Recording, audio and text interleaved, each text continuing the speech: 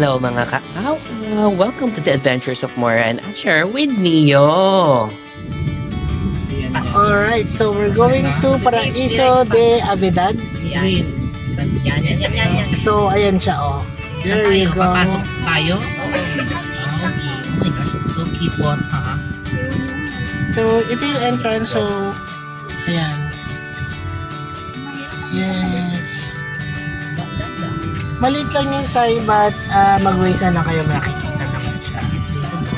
Reservation. So, ito yung entrance ng Paraiso de Avedad. Yan. Sa gate, usually, check kayo nung guard for reservation. So, before you go here, you have to reserve. You call, connect with them. They're very responsive naman.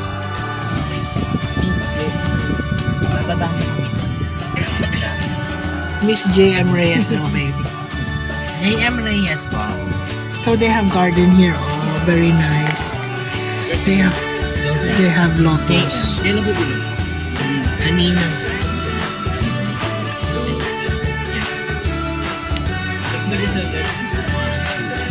Lima.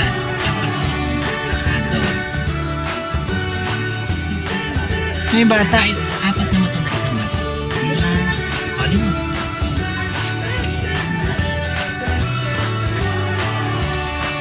Passengers, you can drop them down here sa my reception area. Like so. Tapos hanap kami ng parking. So, going towards doon sa yan, meron silang photo booth, ganyan. Meron silang mga ganyang areas. So, going towards doon sa parking area, they have yung mga ganyan ng kaganapan.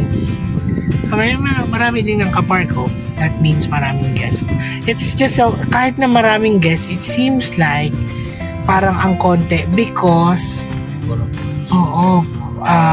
dispersed yung mga tao, something like that.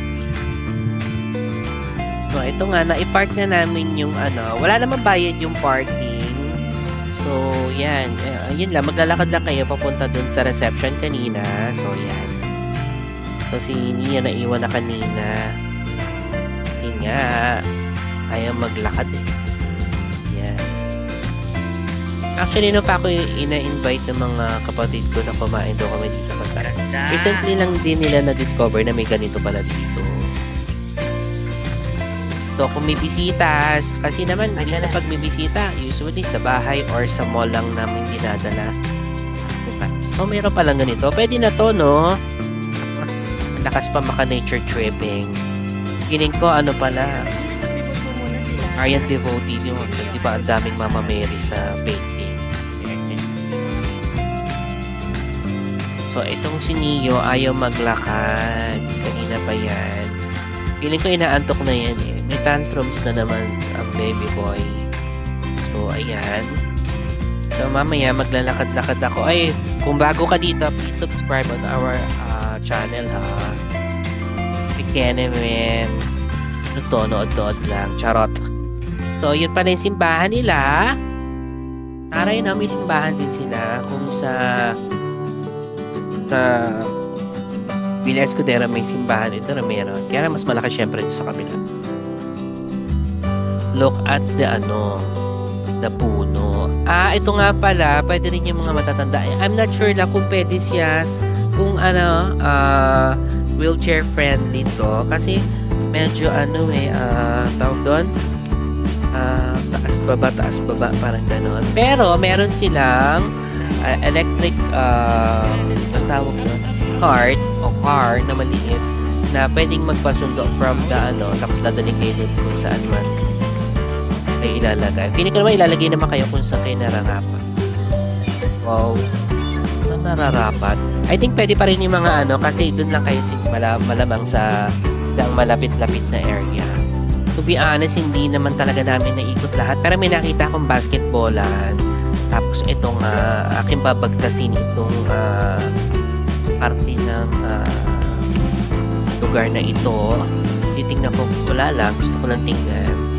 So, meron pa siyang ganyan. Ang dami pang table. So, very strategic sila. So, hindi po nila lahat doon pa. Di ba? Para sama-sama yung tao. Tapos, ito may pa ganyan pa. Tapos, meron pa mga tables dito. Tapos, may bar dito, no? Dahil medyo madilim na dito. Pabalik na ako. Medyo na scary. Pero feeling ko kapag maraming tao ay saya dito. Parang fiesta. So, yan. Ito yung tsura ng simbahan nila. Yan. Not sure lang yung schedule ng misa dito kasi hindi namin siya masyadong kabisado pa talaga. So, yan. Marami pa doong mga cottages and gazebos. So ayun, hindi pala siya misa. Parang, I'm not sure if, worship lang yon or nagpa-practice sila for Sundays, misa. Ang maganda dito, while you're waiting for your food, sasabihin naman nila kung anong oras dadating or anong oras mo gustong dalhin doon sa table mo, yung food. So, itong na to, museum, may dining table sa loob. Maganda yung loob niyan, may bayad lang na minimal, 20 pesos yata.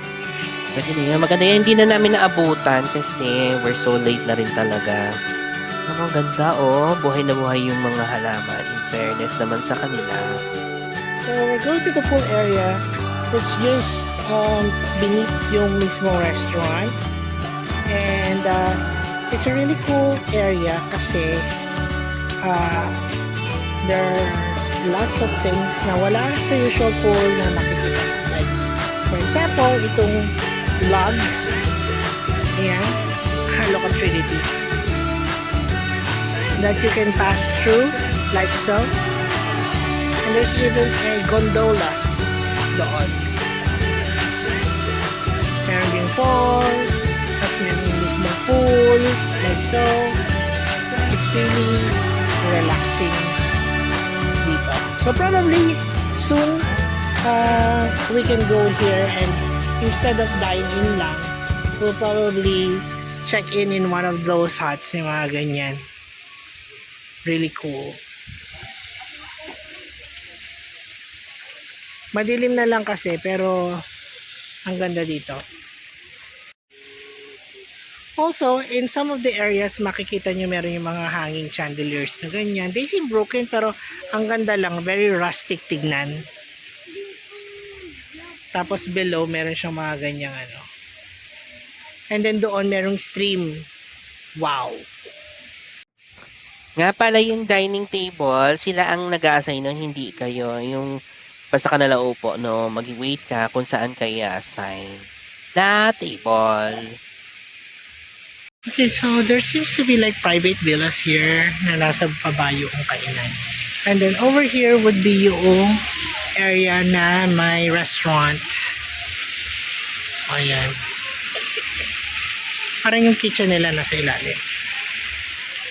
Ayan. And then ito yung sa pool nga. With the bridge. Tapos nga pala dun sa sa may malapit dun sa pinakakainan, may mga doon, may kumakanta, mga ganon. Okay, let's go. May birthday pa nga eh. Thank you, Trinity, for the treat. Ikaw talaga. Trinity, kuya, ikaw talaga galante ka. Happy birthday, Trinity. Advance. Bongga. Yes, again, pet friendly kasi nga yung mga dogs nila nakagalaga. Ito ko, Shih Tzu, gumagala-gala lang. Kanila to, no? At napakaamo niyan sa mga tao. Tamo, Di ba ang sarap iuwi? Gusto ko yung mga ganyan, yung mga dogs na mababait. Ayoko mga salbahing dogs.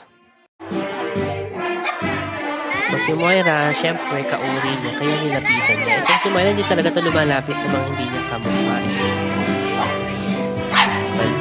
Charot. This is video. So, ayan. Tapos na kaming kumain. So, magpapababa lang kami ng kinain kasi nabusog kami ng OA. Masarap. So, tumambay muna kami. Pwede naman. So, ayun lang guys. So, yun lang guys. So, if ever na gawin kayo dito sa San Pablo Laguna, alam nyo na kung saan kayo pupunta ha. Try nyo sa Paraiso de Avidad. Yun lang. Bye!